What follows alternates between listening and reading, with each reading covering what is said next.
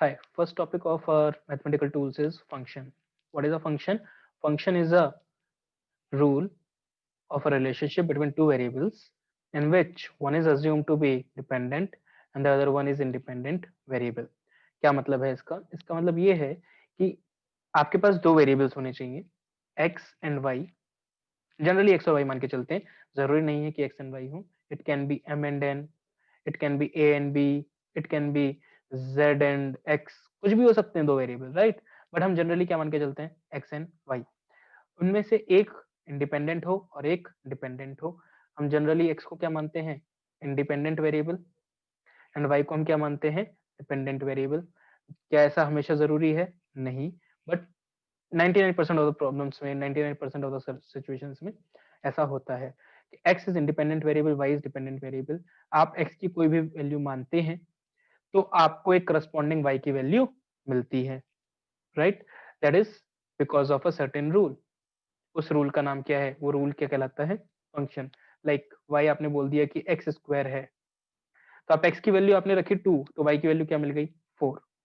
तो x rule क्या हो गया? Rule is squaring of the independent variable. That is the rule, that is the function. Correct?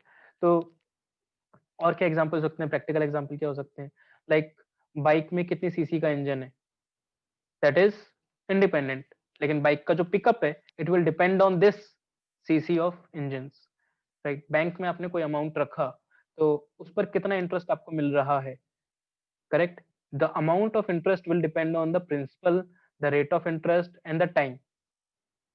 Correct? ऐसा होता है. तो इसमें इंडिपेंडेंट वेरिएबल क्या हो गया? Principal, rate of interest and time.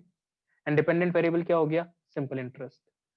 वैसे ही अगर आपके पास वॉल्यूम का फॉर्मूला है किसी सर्किट स्फेयर का, क्या होता है? 4/3 पाई आर क्यूब. तो आपने रेडियस इंडिपेंडेंट है, आप रेडियस जितनी लोगे उसके हिसाब से आपको क्या मिल जाएगी? वॉल्यूम मिल जाएगी. करेक्ट? तो डिपेंडेंट एंड इंडिपेंडेंट वेरिएबल समझ में आ रहा होगा. इंडिपेंडेंट वेरिएबल वो जिसकी वैल्यू आप रख सकते हैं, डिपेंडेंट वेरिएबल वो जिसकी वैल्यू आपको मिल रही है, and dependent on certain rule applied on this independent variable. उस रूल को, इस फंक्शन को हम जनरली रिप्रेजेंट करते हैं किससे? एफ से, राइट? तो होता क्या है, अगर हम इसको एक डायग्रामेटिकली दिखाएं तो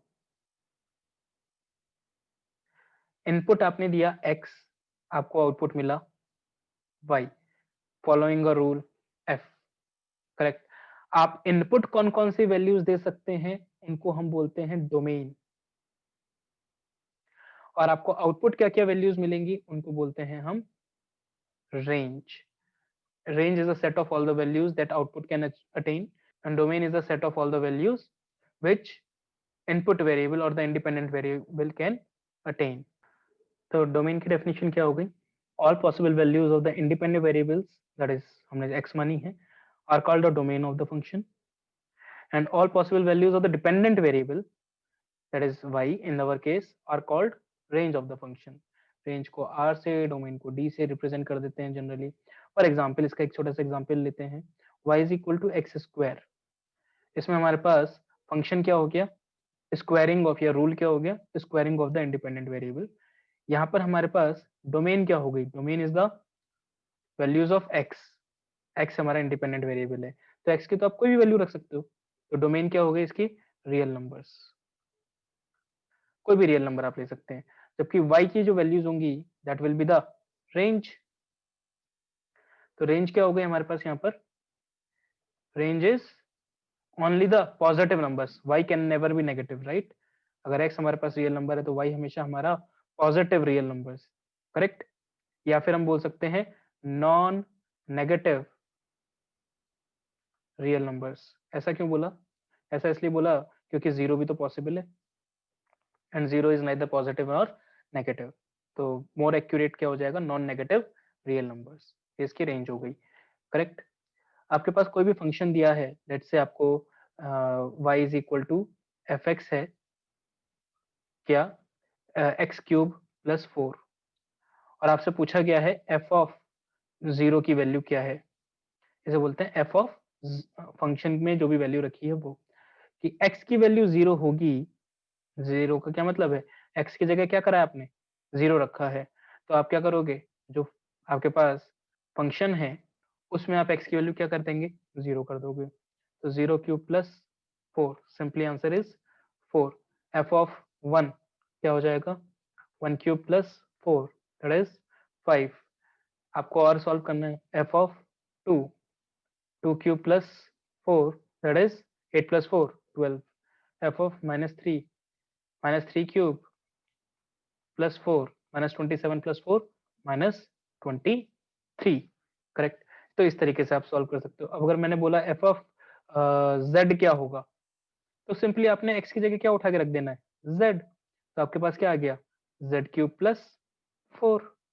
अगर मैंने आपको बोला कि x की जगह आपने x प्लस 2 रख देना है, तो आपके पास क्या आ जाएगा, आप क्वेश्चन में x क्यूब की जगह x की जगह क्या रख देंगे, x प्लस 2 का क्यूब प्लस 4, करेक्ट। आपको जो भी बोला जाए f ऑफ y बताना है आपको, तो x की जगह क्या रख दिया जाए, x की जगह y रख दो, करेक्ट। तो y क्यूब प्लस 4, और y की वैल्यू क्या है, यहाँ पर आप और भी आगे बढ़ा सकते हो, y की वैल्यू क्या है, x क्यूब प्लस 4, तो x क्यूब प्लस 4 रख दो, x क्यूब प्लस 4, y की जगह x क्यूब प्लस 4 रखा, का क्यूब प्लस 4, ये आपके पास आंसर आ गया। तो आप फंक्शंस में ऐसा बहुत कुछ खेल सकते हैं, राइट। अगर आपके पास सपोज कोई क्वेश्चन दे दिया कि f ऑफ x है आपके पास x माइनस 1, और एक और फंक्शन डिफाइन किया g ऑफ x, जरूरी नहीं है कि हमेशा f से रिप्रेजेंट हो g ऑफ x, एक अगेन दूसरा रूल दे दिया, क्या दे दिया आपको, एक्स स्क्वायर, और आपसे पूछा जाए f के अंदर आपने g ऑफ x रख दिया, तो इसको हम लिखने का एक और तरीका भी होता है, f of g of x, correct. तो ये लिखने का तरीका है f of g of x। तो इसमें हम क्या करेंगे, x की जगह f के x की जगह क्या रख देंगे, gx रख देंगे, तो f of g of x क्या हो जाएगा हमारे पास, x की जगह क्या रखना है हमें, gx का square, sorry gx minus 1, x की जगह क्या रख दिया हमने, gx, ये कितना आ गया हमारे पास निकल कर, gx की वैल्यू क्या है, एक्स स्क्वायर माइनस 1। ऐसे ही अगर मैंने बोला g of f of x क्या हो जाएगा, तो हम क्या कर देंगे, इसको लिखने का तरीका g of f of x लिख सकते हैं, और होगा क्या, x की जगह क्या रखना है हमको अब यहाँ पर, x माइनस 1, तो x माइनस 1 का स्क्वायर, यहाँ पर x की जगह क्या रख दिया, x माइनस 1, तो ये हमारे पास आंसर आ गया। तो ऐसे हम कुछ भी खेल सकते हैं। सपोज हमारे पास कोई और एग्जांपल दे दिया, लेट्स से वॉल्यूम का फॉर्मूला हमारे पास है पाई आर स्क्वायर एच, किसका है ये फॉर्मूला, सिलेंडर का, करेक्ट, राइट। अगर हमें बोला जाए कि v is a function of r and h, r और h क्या है, इंडिपेंडेंट वेरिएबल है, v क्या है, डिपेंडेंट वेरिएबल है। अगर हमें बोला जाए r की वैल्यू 2 है और h की वैल्यू 4 है, तो बताओ v की वैल्यू क्या होगी। तो v की वैल्यू आप क्या कर दोगे, सिंपल पाई 2 स्क्वायर इंटू 4, तो वॉल्यूम कितनी आ गई हमारे पास, 4 इंटू 4 16 पाई। तो ऐसे आप फंक्शंस के साथ खेल सकते हो, correct. So this is all about functions that we have to learn. In the next video, we are going to talk about trigonometry.